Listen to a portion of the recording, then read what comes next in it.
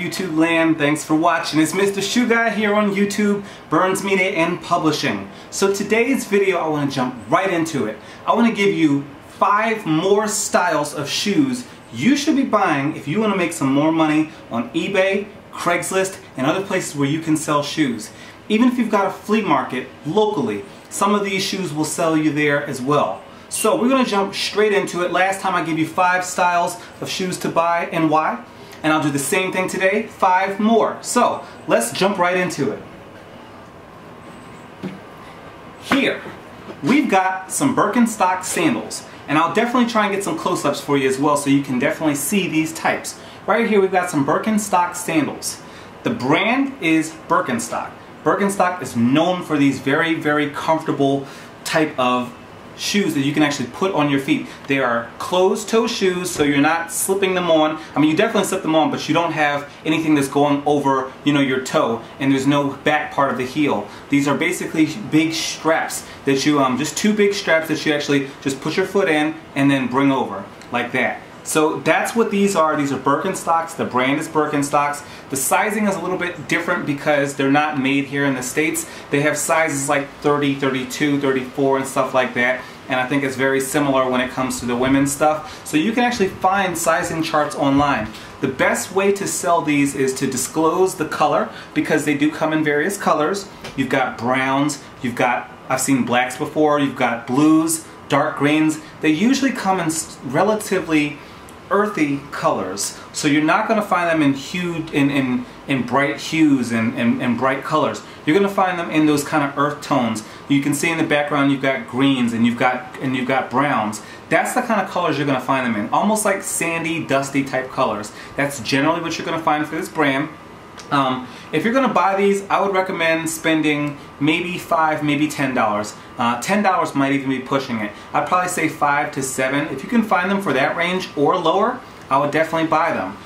Resale for these, I've experienced, is low 40s to about mid 60s. And there is definitely seasonality with these shoes. So I would definitely recommend you check out my other video on is footwear seasonal, because that answers that. But the quick answer is yes, there are seasons to shoes, there are seasons to all forms of clothing, and when it comes to reselling footwear, and you're really going to look in the late spring to early summer. By the time it gets to be midsummer, late summer, your sales will die off for this particular style of shoe. Again, sandals, open-toed shoes where you basically strap them on. So my advice to you, if you're going to source this type of shoe, get in between the 5 to 7 mark or below, and you're going to be looking at a profit margin of roughly $30 to $35, maybe $40, generally speaking. Now, can you find the higher end models? Yeah, sure. Birkenstock makes some really nice stuff as well, but generally what you're going to find here in the States at least, and in most other places, is this style of shoe looks like this. These are Birkenstocks. That's style number 1.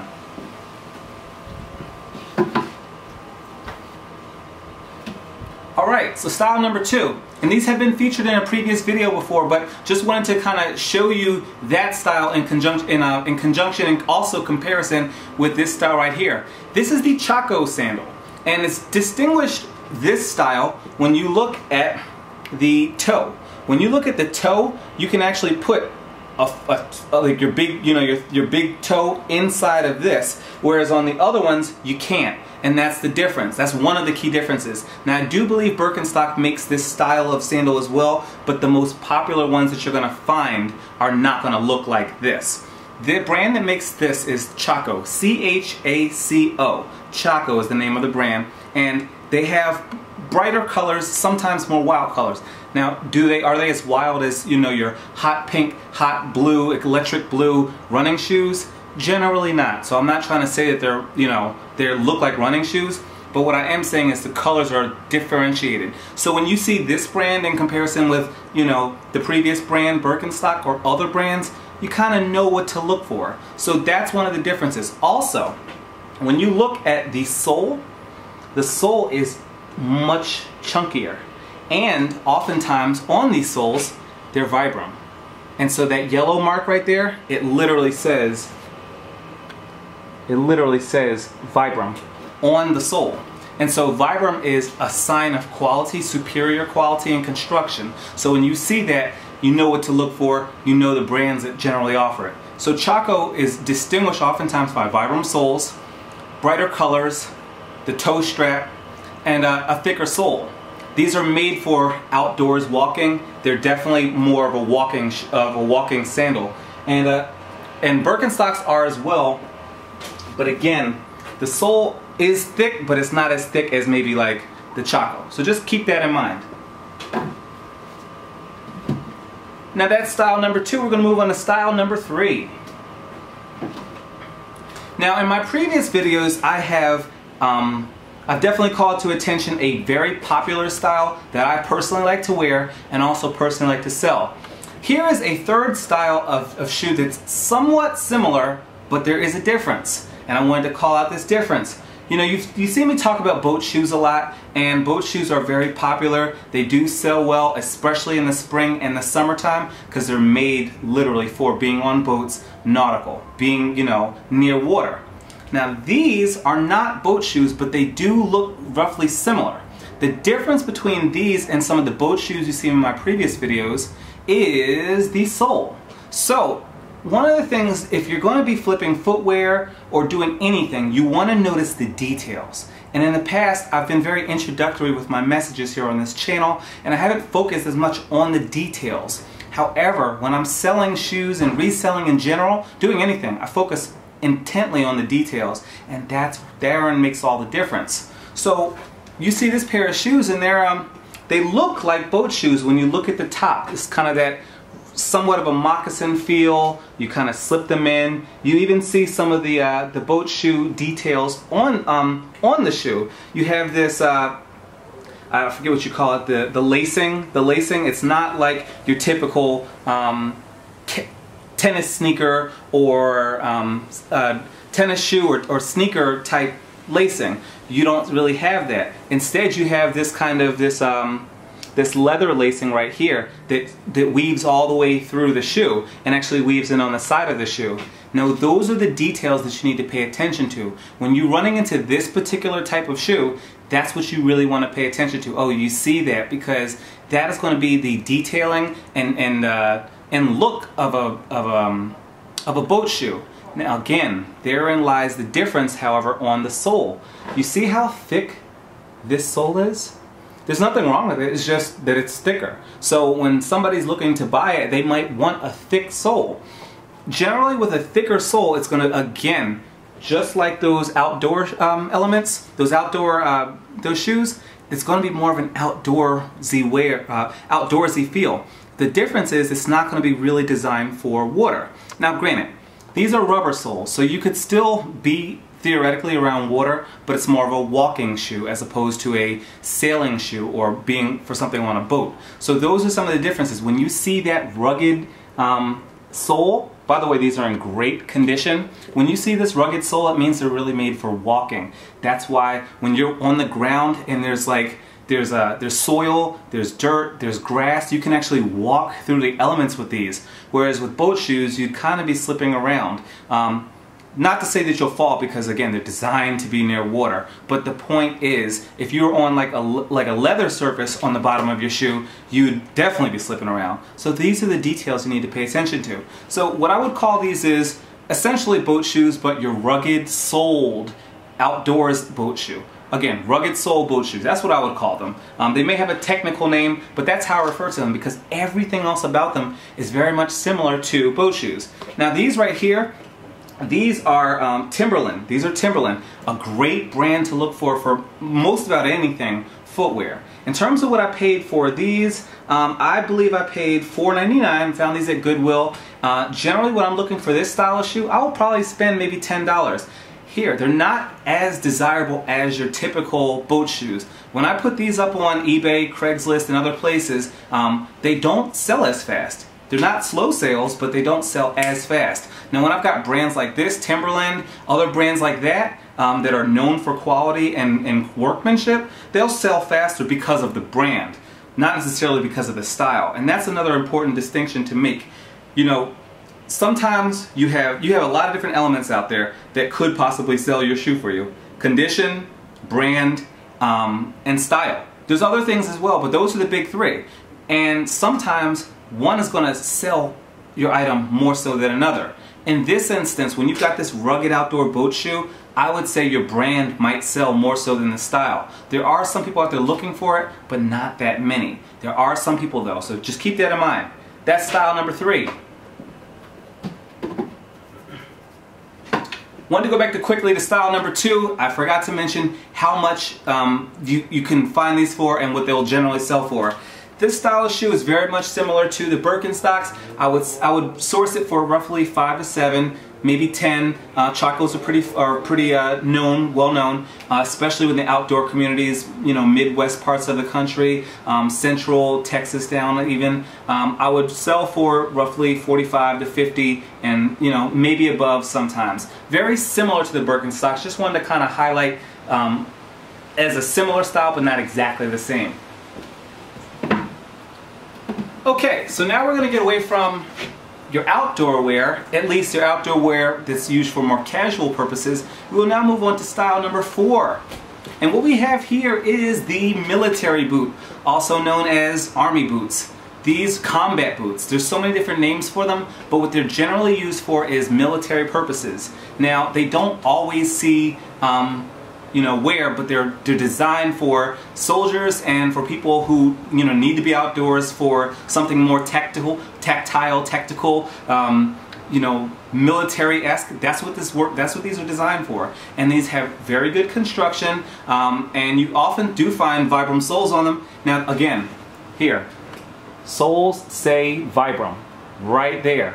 That's what you want to look for. When you see that V-I-B-R-A-M, that's how you know it's a great buy. And if you can buy those for 10, 15, or 10 or really below, but especially for boots, maybe 15 or below, sometimes 20 if you're buying the right stuff. I probably wouldn't spend 20 on these unless you've got a good size. Something to keep in mind, most soldiers, most people who are in the military, that are really kind of seeing like combat and stuff, you have people of all different sizes, shapes, and everything. But what's going to be most desirable on eBay, Craigslist, whatever, is going to be your bigger sizes. You're going to find generally sizing for men is somewhere between 10, 11, 12.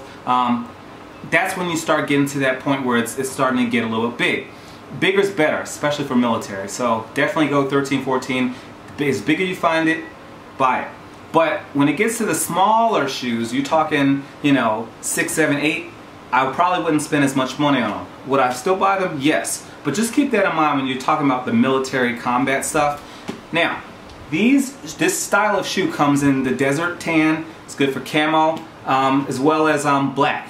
Black, I haven't seen as often, but I do find them. Again, these are the combat military boots. I would probably spend maybe 10, 15, sometimes 20 if you find the right stuff. Sizing, good condition, Vibram soles, and I could resell these anywhere between 70 to 90. I've resold them as high as 95 one time, not as often, but you can find them if you find somebody who's in need of a pair. So, military boots, combat boots, army boots. That's what you're going to find for this one.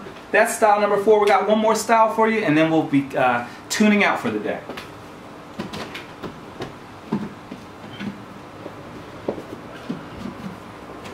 Now here, I don't do as many sneakers, but in terms of sneakers that are relatively evergreen, I would stick with these. These do really well. These are Pumas. Now here's an example, just a quick tip for you of something that you might want to do when you are selling your shoes. If you can see, the toes look a little bit indented here. That's just because they've been worn a little bit and there's really nothing inside that is stuffing them. So, when you actually take these shoes and you're going to put them out for resale, I would recommend getting something to stuff the insides of the shoes with. Whether that's crumpled up paper, whether those are sock liners, socks, whatever. But you want to make sure that they actually are staged well. Now I just wanted to kind of give you that quick tip. Normally all my other shoes I definitely do all that, but I just wanted to kind of show you a quick tip just so you can kind of see the difference between if you actually put that stuff in there and if you don't. Now this style is basically a casual fashion shoe. This is the difference between a running shoe and a fashion shoe or a casual shoe. Let's look. You see this sole? It's not really designed for running. It's not really designed too much for walking. It's pretty flat. Again, going back to what we were showing you a few minutes ago with the kind of the rugged sole that looked more like teeth, these soles don't really look like that. They're very small, fine teeth to it. So I would not, when you're labeling and listing your items, I wouldn't say running shoe, because they're not that.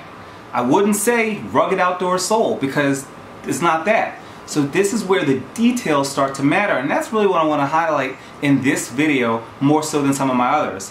It's about paying attention to the details, because the details will give you good customer service ratings.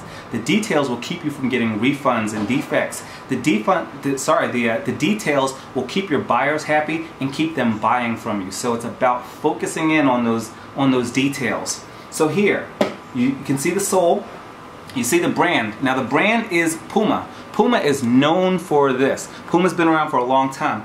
I got a cousin of mine, and he actually played in the NFL.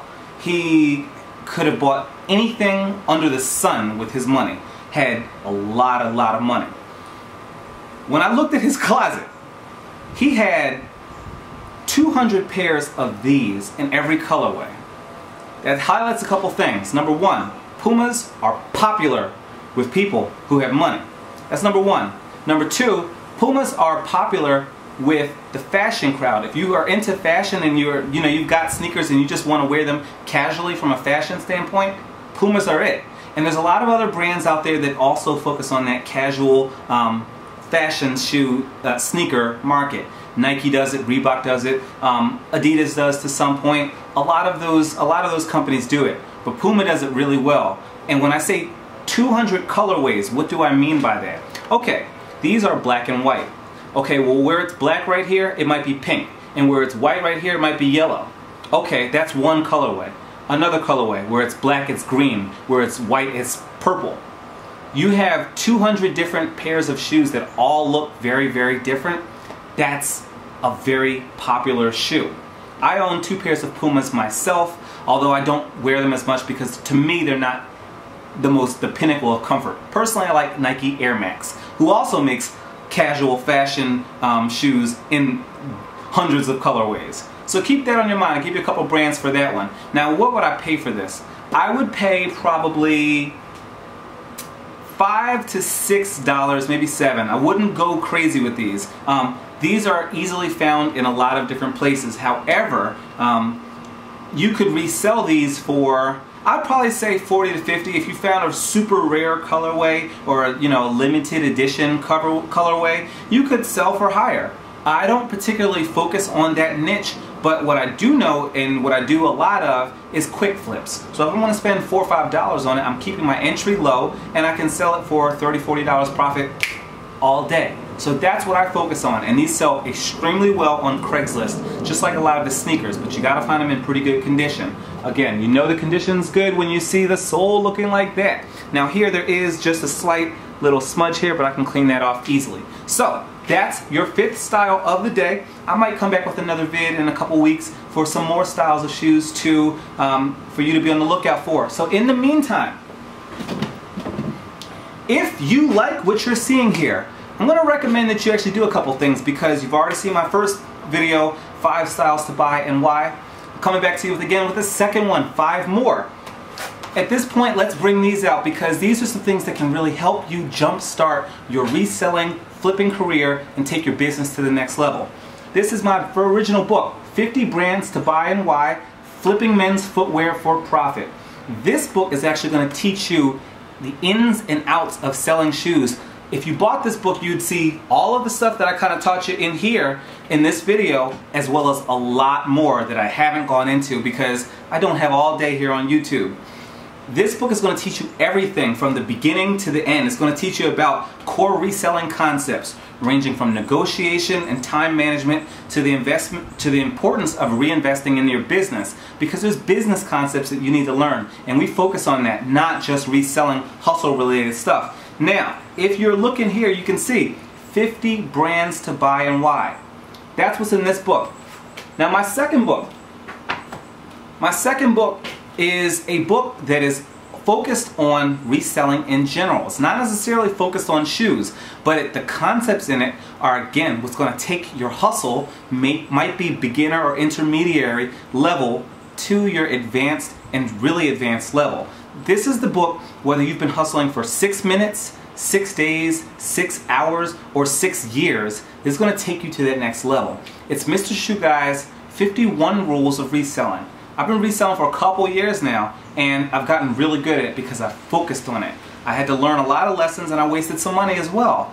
In that experience of wasting money and learning things and really kind of focusing on my few niches that I know pretty well: leather bags, shoes, some electronics, certain things in those areas, I've really kind of learned a lot. And I've also taken into account a lot of the customer service and work experience that I've had over the years that I use in my reselling career. So this book is going to focus on your generalized reselling concepts, and I'll give you 3 rules from this one to actually get you started, and hopefully you can learn a little bit more. Okay, in case you have not been attuned to reselling and you're just now getting into this space, check this out. Discount sales will be a must if you actually want to rack up product sales. How many of you actually use sales as part of your reselling business? Or do you just put stuff up on eBay and hope that it sells 6 months later? These are some of the things that you want to do, and we cover these kind of concepts deep in the book. Okay, you must take local supply and demand factors into account when sourcing. Again, we go into deeper detail, but basically what that means is you've got a lot of different platforms out there: Etsy, Amazon, Facebook, Twitter, Instagram, and you really gotta, some of these are more locally driven than others. Craigslist is a big one. If you're not taking into account local considerations, what's gonna sell here? Okay, maybe I live in, the mountains of Minnesota. Let's see, is this shoe going to do me really well in the mountains of Minnesota? Well, let's consider. These are local considerations. Look at the rugged sole. It'll probably do a lot better than this, especially considering if it's January. That's the kind of stuff that you got to take into consideration. Why would you spend $300 focusing on Birkenstocks in December and hoping that those are going to sell 2 months later? That's what you got to think about. That's what this goes into. Let's give you one more.